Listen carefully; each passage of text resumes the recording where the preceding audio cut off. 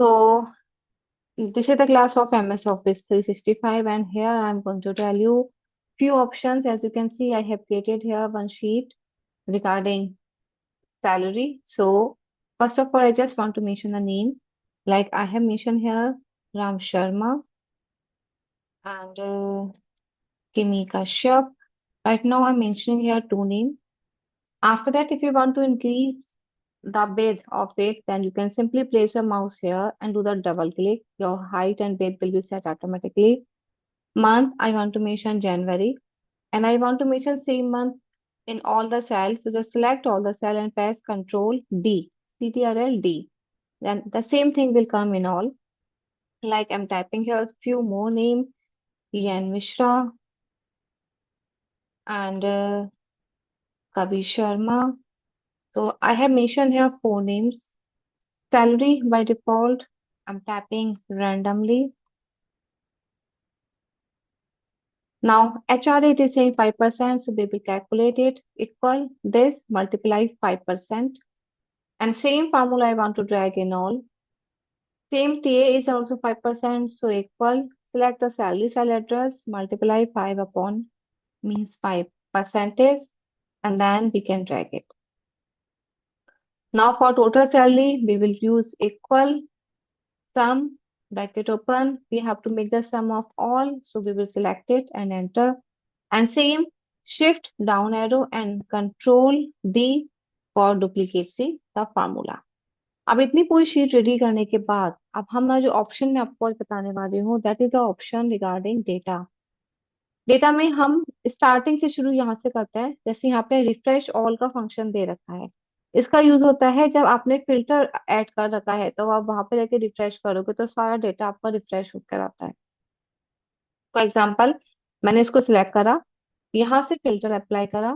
Filter apply करते के साथ ही जो भी डेटा मुझे यहाँ से चूज करना है मैं वो डेटा यहाँ से चूज करूंगी, और जब मैं रिफ्रेश ऑल करूंगी तो अगर मेरे डेटा में कुछ चेंजेस होंगे तो वो चेंजेस यहाँ पे अपेयर होकर आ जाएंगे।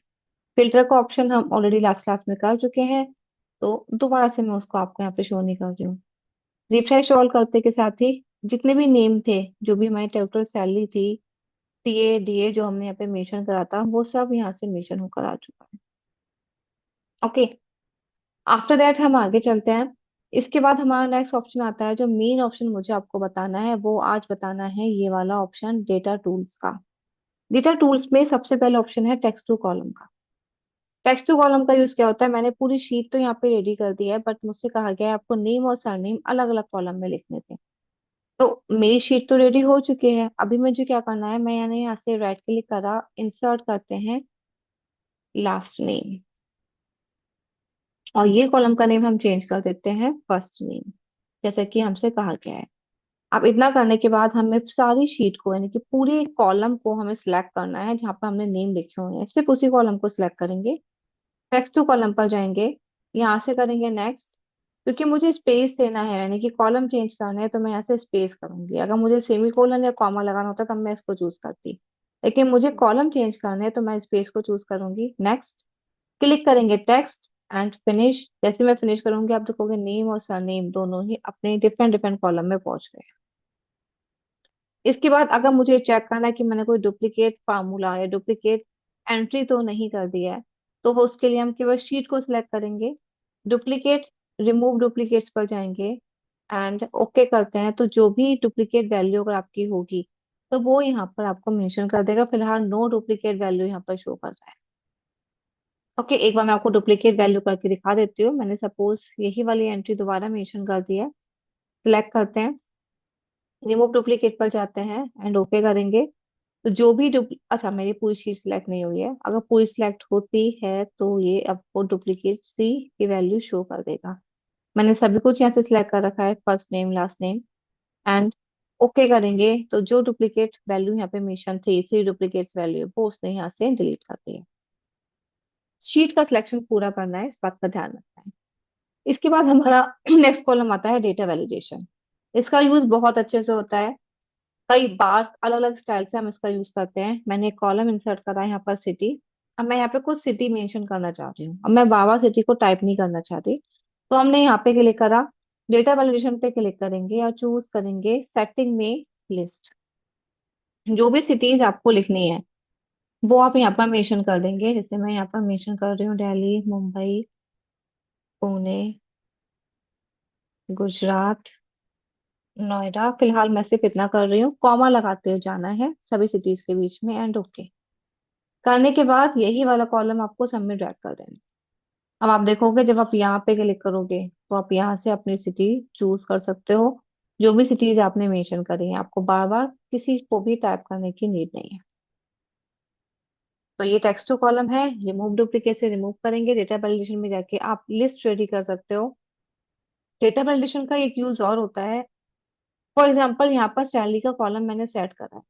मैंने पूरा कॉलम को यहाँ से यहाँ तक सिलेक्ट करा और यहाँ से डेटा वैलिडेशन पर जाकर सेटिंग में जाएंगे और यहाँ से मैंने चूज करा टेक्स्ट लेंथ, या फिर हम होल नंबर चूज कर लेते हैं। होल नंबर में हमने बिटवीन करा कि आपकी सैलरी मिनिमम 20,000 से लेकर मैक्सिमम 50,000 के बीच में ही है। इससे ऊपर की सैलरी इस कंपनी में किसी को भी नहीं मिलेगी। फॉर एग्जाम्पल इनपुट मैसेज में हमने मेंशन कर दिया salary between 20K to 50K।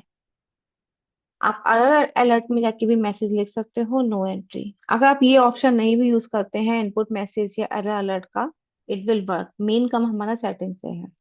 Okay करते हैं। आप जब भी मैं यहाँ पे क्लिक करूंगी आप देखोगे बीच में बॉक्स लिख कर आ रहा है कि मुझे सैलरी कहाँ से कहाँ तक मेंशन करनी है। अब बाय डिफॉल्ट मैं ऑप्शन लगाने से पहले ही, ये कमांड लगाने से पहले एंट्री कर चुकी थी। तब उस कंडीशन में हम डेटा वैलिडेशन में जाके सर्कल इनवैलिड डेटा पे क्लिक करेंगे तो जो भी इनवैलिड एंट्री है वो यहाँ से शो हो जाएगी। इन क्लियर करेंगे तो हट जाएगी। बट आप कमांड लगाने के बाद अगर मैं इसमें ज्यादा की एंट्री करती हूँ तो वो एक्सेप्ट नहीं करेगा रीट्राई।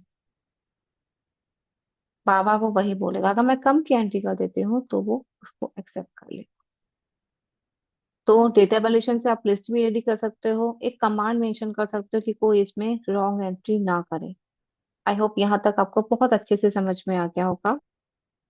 अब हम आगे चलते हैं। नेक्स्ट ऑप्शन हमारा है कंसोलिडेट। सबसे पहले मैं बता देती हूँ कंसोलिडेट का यूज क्या होता है। फॉर एग्जांपल हमारी एजेंसी है या फिर आप ऐसा कोई बिजनेस करते हो जहाँ पे आपको मंथली रिकॉर्ड करना होता है, तब हम उसमें कंसोलिडेट का यूज करते हैं। एग्जाम्पल के लिए मैं यहाँ पे कुछ एजेंसी ले लेती हूँ और उसी के साथ हम वर्क करना स्टार्ट करते हैं। फॉर एग्जाम्पल मेरे पास एक एजेंसी है सिंथॉल की। एग्जाम्पल लिख रही हूँ मैं, आप अपने मन से जैसा आपका रिकॉर्ड है वो आप यहाँ पे मेंशन कर सकते हो। एक मेरे पास है डाबर, और यहाँ पर हम मेंशन कर देते हैं मंथ, जैन, फैब। दोनों को सिलेक्ट करके हम ड्रैग कर देते हैं। मुझे, मैंने यहाँ पर 6 मंथ का रिकॉर्ड रेडी करा है। फॉर एग्जाम्पल इस मंथ में मेरी कितनी कितनी सेल हुई है, यहाँ पे मैंने लिखा 4,000, 5,000। रैंडमली मैं लिख रही हूँ तो मैं सेम यहाँ से चूज कर लेती हूँ, 2,000, 4,500। तो इसमें इस बार मुझे जो सेल मैंने यहाँ पे करी है उसमें रिकॉर्ड मैंने यहाँ पर दिखा दिया है। आप पूरी पूरी शीट भी मर्ज कर सकते हो। फिलहाल मैंने इसको इतना करा है। इसी को मैं यहाँ से कॉपी कर लेती हूँ और शीट 3 पर जाकर पेस्ट कर देती हूँ। और ये जो मेरी सेल रहेगी ये रहेगी जुलाई से लेकर लास्ट तक की अगस्त। तो या इस वाली शीट में मैंने लास्ट 6 मंथ मेंशन करे हैं। और डेटा भी मुझे चेंज करना है। यहाँ से मैंने इसका डेटा चेंज करा, एंड दिस वन। अब पूरी शीट मेरी रेडी है, यानी कि शीट 2 एंड शीट 3 दोनों रेडी हैं। अब फाइनल ईयर आ चुका है जिसमें मुझे टैक्स पे करना है या फिर जो कुछ भी अपना मेंटेन करती है वो मुझे रिकॉर्ड सेट करना है, क्लोजिंग स्टॉक वगैरह। तो शीट 2 और शीट 3 दोनों अलग अलग है। मैं दोनों को एक ही जगह पे लेकर आना चाहती हूँ। तो उसके लिए हम शीट 4 पर जाएंगे, यानी कि एक मैंने न्यू शीट यहाँ से रेडी करी है, दैट इज शीट 4। अभी मुझे क्या करना है, शीट 2 और शीट 3 को शीट 4 पर लेकर आना है। तो शीट 4 पर जाएंगे, ब्लैंक शीट हमने ले ली, यहाँ से चूज करेंगे डेटा, और डेटा पर जाकर चूज करेंगे कंसोलिडेट। रेफरेंसेस में शीट 2 पे क्लिक करोगे और इन सबको सिलेक्ट करने के बाद यहाँ से कर लोगे ऐड। ऐड करना जरूरी है। शीट 3 पर जाएंगे, सेम सबको सिलेक्ट करेंगे और यहाँ से कर लेंगे ऐड। उसके बाद यहाँ से हम टॉप रो, लेफ्ट कॉलम और एक लिंक भी रेडी कर देते हैं, एंड देन ओके।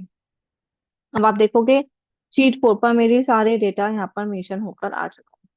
अब अगर शीट 2 में मैं कोई भी चेंज करती हूँ, लाइक मैंने 4000 की जगह 5600 यहाँ पर मेंशन करा, तो ये जो चेंजेस हैं वो मेरे शीट 4 पे अपने आप आ जाएंगे, क्योंकि हमने वहां पे लिंक रेडी कर रखी है।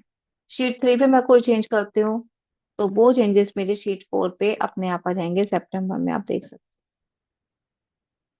तो इस स्टेप से आप शीट 2 एंड शीट 3 दोनों शीट को यहाँ पर मर्ज कर सकते हैं।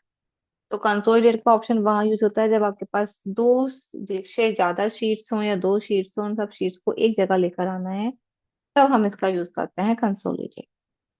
इसके बाद हमारा नेक्स्ट है डेटा मॉडल, जिसमें आप एक 3D मैप यहाँ से रेडी कर सकते हो, जो भी शीट आपने करी है या फिर अपने जो भी डेटा आपने रेडी करा है उसके रिगार्डिंग एक चार्ट रेडी कर सकते हो। बेसिकली काम इसका वही है जो कि अभी तक हमने सीखा है।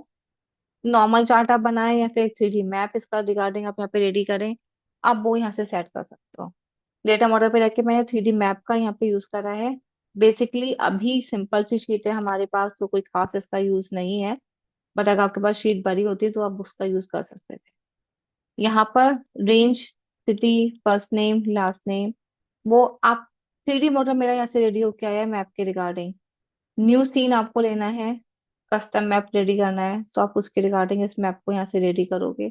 बेसिकली एक अर्थ का अगर लैंड का आप बना रहे हो, तो वहां से आप इसको यहाँ से रेडी कर सकते हो। सिटी मैंने इसमें ऐड कर रखी है। हाइट के लिए आप, मेरे पास नेम ही कुछ ऐसे हैं तो मैं कुछ खास मेंशन नहीं कर सकती, मैंने फिलहाल हाइट के लिए फर्स्ट नेम मेंशन करा है, तो जो भी नेम होगी उसने यहाँ पे इसको शो कर दिया। कैटेगरी के लिए मैं यहाँ पर चूज कर लेती हूँ मंथ, तो वो यहाँ पे मुझे मंथ शो करेगा लेयर 1 पे। इस स्टेप से आप इसको रोटेट करके चेक कर सकते हो। मींस बेसिकली मैं आपको फिर से बता दे रही हूँ, इसका यूज हम तब करते हैं जब हम कोई आर्किटेक्चर के रिगार्डिंग कोई मैप रेडी करते हैं, तब हम बेसिकली इसका यूज करते हैं, बाकी इसका कोई यूज नहीं है। जब मैं प्ले टूर पे क्लिक करूंगी, तो जो भी शीट्स मैंने रेडी करी हैं वो दोनों शीट्स को यहाँ पे शो करके दिखाएगा। यहाँ से आपको ये आगे बढ़ते हुए दिखाएगा कि कैसे है ओल्ड एंड न्यू। तो बहुत अच्छा लगता है जब आप किसी को प्रेजेंट करते हो, बट अगेन मैं कह रही हूँ ये सिंपल शीट्स के लिए नहीं है। तो फिलहाल मैं इसको क्लोज करती हूँ। Data model, consolidate, I hope दोनों आपको बहुत अच्छे से समझ में आ चुका होगा। इसके बाद हम आगे सीखेंगे व्हाट इफ एनालिसिस।